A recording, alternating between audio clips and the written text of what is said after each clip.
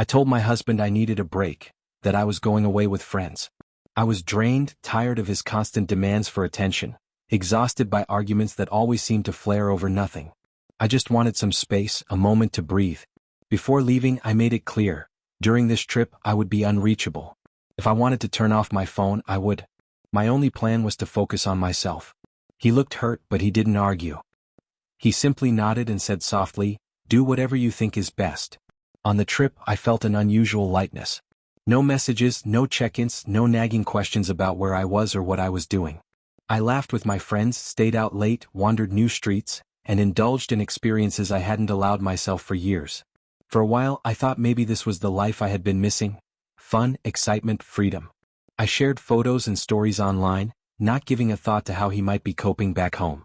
When I returned, I braced for anger, cold shoulders, or tears. Instead, I found something I never anticipated. In the living room, my husband sat beside a man in a sharp suit holding a briefcase. Calmly, he stood and said, "This is Mr. Harris, my divorce attorney." I laughed nervously, thinking it was some cruel prank, but his face was serious, distant, and unwavering. The lawyer opened his briefcase and laid out documents. "Everything is ready," he said. "Your husband is prepared to move forward." The words hit me like a punch. My head spun, my stomach dropped. I tried to speak, but my husband cut me off. "When you said you'd ignore me on your trip," he said, "I realized I've been ignored for years. Not just on a trip, but in our marriage. You've shut me out, dismissed my needs, my feelings over and over.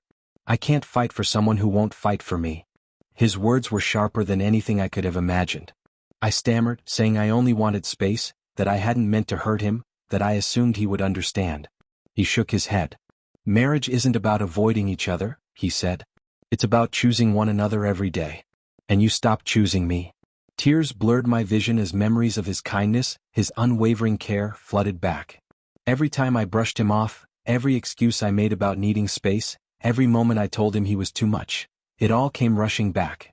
The lawyer handed me the papers. He said I didn't have to sign immediately, but the process had begun. My husband turned and walked upstairs, leaving me alone with the reality of what I'd done. I wanted to chase him, to beg, to scream, but I couldn't move. Fear and pride pinned me in place. In the days that followed, I tried everything. I cooked his favorite meals, sent heartfelt apologies, pleaded for another chance, but he remained distant, calm, untouchable. He was no longer angry, he was finished. And that hurt more than any anger ever could. One night, I asked him directly, "Is there anything I can do to make you stay?" He looked at me for what felt like forever, then said softly, "No. The answer was in your choice to shut me out." And just like that, he walked away again, leaving me broken. I had always believed he would never leave, that no matter how much I pushed, he would stay. I mistook his patience for weakness, not realizing it was strength. The strength to finally walk away when he had nothing left to give. The day the divorce was finalized, my hands trembled as I signed the papers. He didn't stay in the room. The lawyer shook my hand and left. The house felt emptier than ever, colder than it had in years, and for the first time in a long while, I felt truly alone. Weeks passed. Life went on, but the emptiness lingered. Friends who had been so eager to travel and party faded back into their own lives. I was left staring at the wreckage of my choices.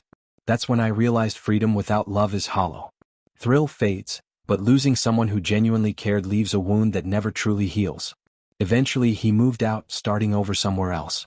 I never saw him again, except once from a distance. He was walking with another woman, smiling in a way I hadn't seen in years. Happier than he had ever been with me. That's when it hit me, I had lost him forever, not to betrayal, not to another person, but because of my own choices. The trip I had thought would give me freedom ended up teaching me the harshest lesson of all. Love isn't about shutting someone out when it's convenient. It's about showing up even when you don't feel like it. And I learned that lesson far too late.